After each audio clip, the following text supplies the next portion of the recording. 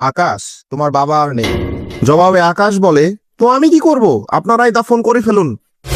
প্রত্যুত্তরে প্রতিবেশী বলে, না, এটা হয় না, শত হলেও সে তোমার বাবা।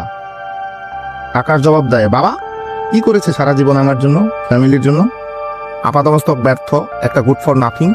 প্রতিবেশী বলে, তোমার বাবা মৃত্যুর আগে অনেকবার তোমাকে দেখতে চেয়েছে, কিন্তু পায়নি। অন্তত মৃত্যুর পরে এসে কথা বলতে বলতেই আকাশ ফোন রেখে দেয়।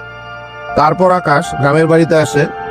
বাবার সৎকার শেষে তার জীর্ণ ঘরের পুরনো ড্রয়ার দেখে আকাশে ভাবনার জগৎ পাল্টে যায়। হাউমাউ করে কেঁদে ওঠে সে। কি ছিল সেই ড্রয়ারে? কেন এক সফল ডাক্তার আজ শিশুর মতো কাঁদছে? জানতে হলে চোখ রাখুন এই শুক্রবার রাত ৯টায় এই সপ্তাহের বিশেষ বড় গল্পে, শুধুমাত্র বিশ্বাসের গল্প চ্যানেলে।